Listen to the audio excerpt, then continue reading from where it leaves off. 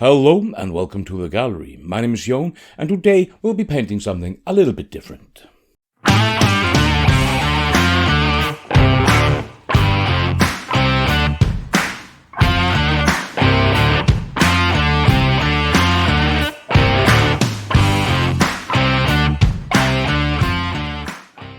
Through our times as hobby painters, we sometimes get requests to paint something a little bit different, some different form of the hobby. It's still painting, it might not be miniature, it might be something completely different. This was the case when a friend of mine asked me to paint his skull.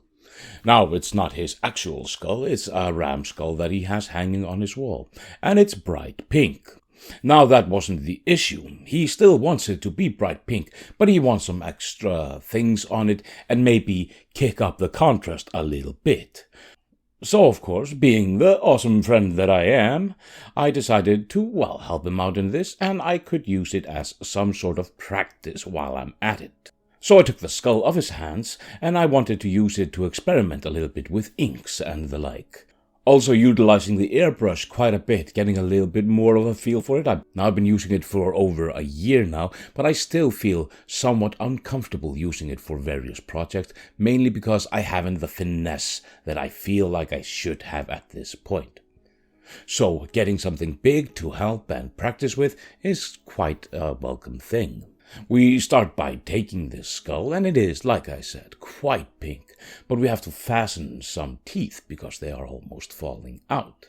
So a little bit of super glue into the teeth, and then we're gonna prime the entire thing in a Vallejo black and let that sit for a couple of days. Let it really bind itself to the old paint job and to all the chips where it's been missing the paint job and everything like that. So we have a good foundation to begin with. Now this has properly cured on the outside of the skull, so we're going to put a little bit of white on top of that so we can get that bright pink that we're going to go for. Having a really light background, as pure white as you can get, is quite necessary if you want to have a really striking, vibrant color, especially using inks, because they are somewhat translucent and therefore it might be quite difficult to get a proper color going if we don't start with the pure white. Now we're gonna want some tones in this pink because it's all just really bright pink. It's gonna be quite boring. It's a large piece and I'm using this to practice with shading that I might use on tanks or whatever later on. So we're gonna start by building the foundation of the color from the undertones that we're gonna put under it. And for this I'm using the candy inks from Green Stuff World. I'm using quartz magenta and sapphire blue, about 1 drop of the quartz magenta into 2 drops of the sapphire blue and mix it thereabouts. And I'm airbrushing this into all the recesses of this skull where I want it to be a little bit darker, where I want it to have a little bit more feeling, just to pop up the contrast quite a bit. Now once all this ink has dried, and in the inks they take a little bit longer to dry than our regular acrylics, so be patient when using inks, let them dry. Using inks is not a race, but it can be a helpful tool. Now they are all dry, and now it's time to start painting it pink. But before that, I would like to point down to all the stuff underneath. You know what to do with it. It's always there. You can look at it, you can click it, you can join the Patreon, which really helps this channel out, helps it grow, helps me get new equipment, helps me, figure out what I'm gonna paint, because it all costs a fair bit of funds, and I want to make the channel self-sufficient in the future. I also have an Amazon store down there.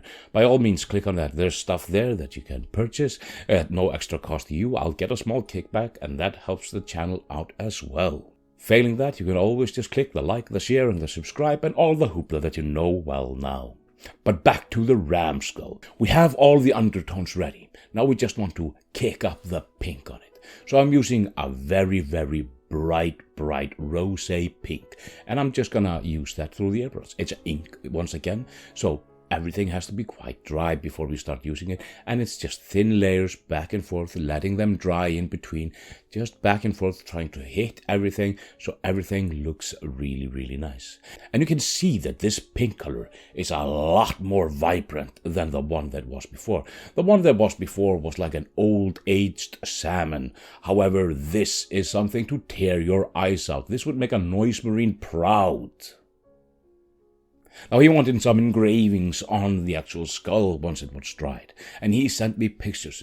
It's a logo, and I wanted to expand upon it a little bit, so I just took a little bit of white paint and I painted in the logo quite rough because I wanted to look a little bit rough, and also because I didn't feel like trying to make a perfect circle on the outside of a skull, which is famously not a flat surface.